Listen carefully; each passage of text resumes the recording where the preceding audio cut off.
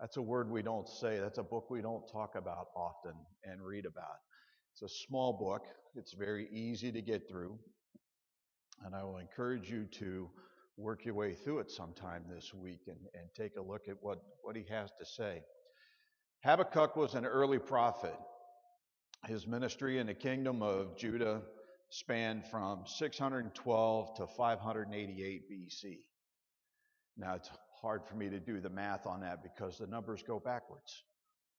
And I really think it's unfair that the people in the Old Testament world, they got to know when Jesus was coming the first time.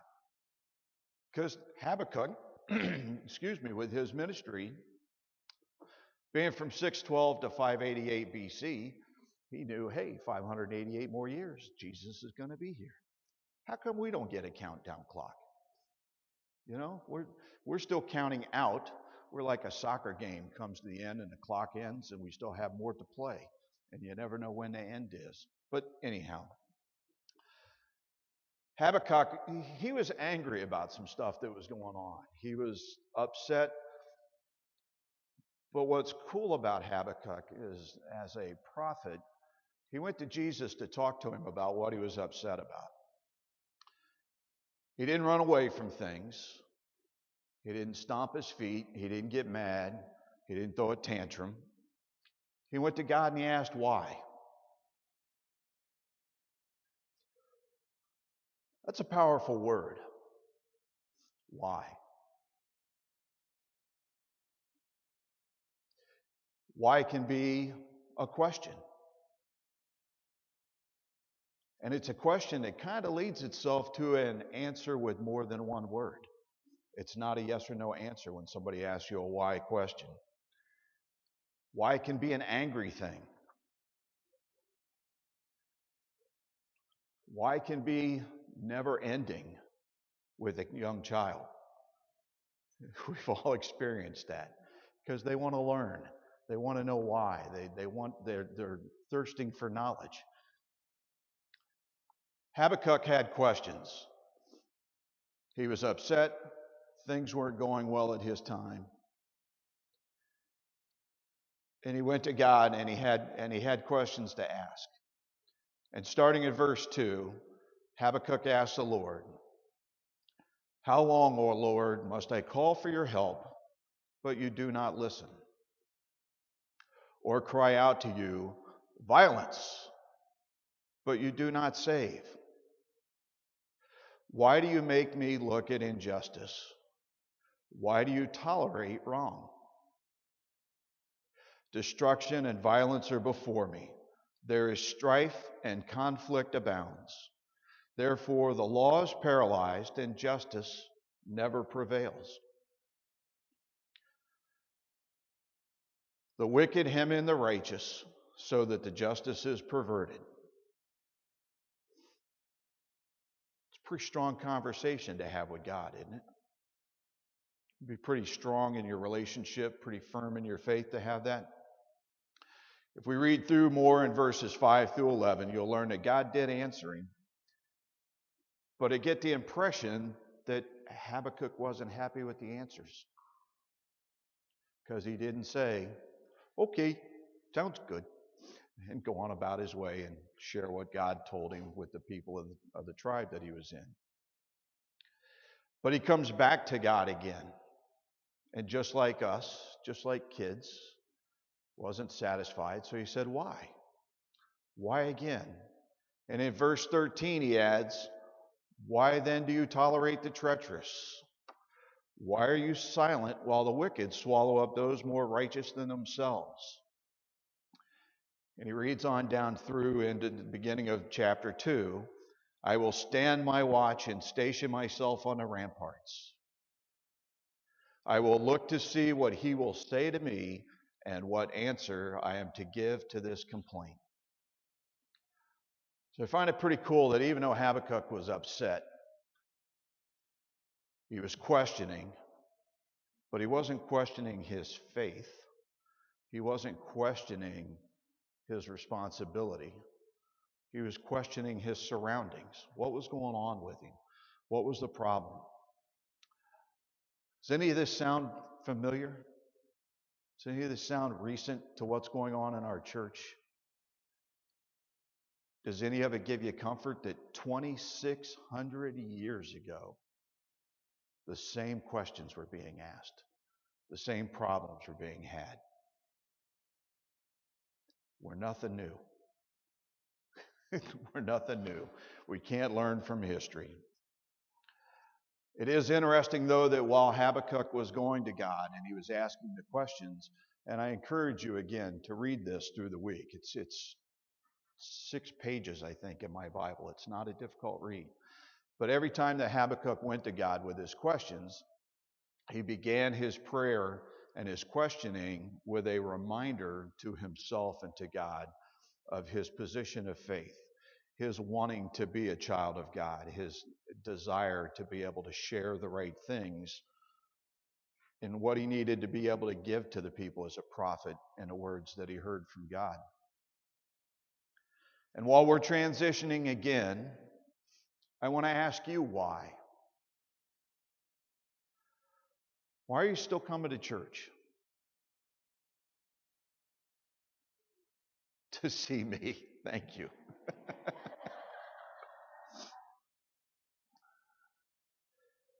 Why are you still serving on a committee? Or 2? Or 3?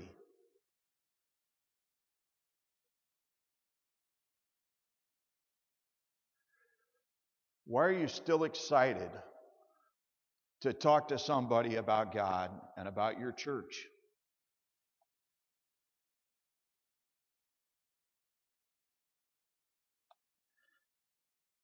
And why are you not sharing this with each other more often?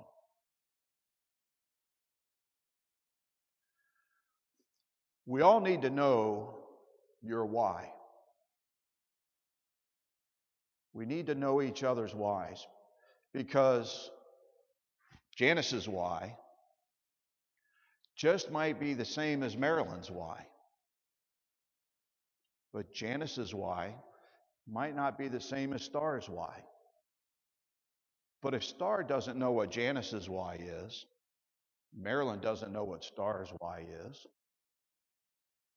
then how do they know if their whys match up? But if we share our whys and what gets us excited and what keeps us moving, there's a really cool thing that happens. Because when my why matches up with Debbie's why, our whys get excited. And something really cool happens. Our whys go from being whys to being hows and wheres. H-O-W apostrophe S, not H-O-U-S-E. Go to being hows and wheres. Our whys turn into activity. How are we going to do this? Where are we going to do this? And our whys move together. And our whys create action. And our whys create activity. Our whys gain traction when we share those with each other, when we work together with each other on our whys. And our whys get contagious. Other people want to be a part of our why. They see something happen and they say, you know what, I don't know that's my why, but it could be. I need to find out more about that why so that I can help out more with that why, be a bigger part of that why, and give some opportunity to that. When our whys get together, they get excited.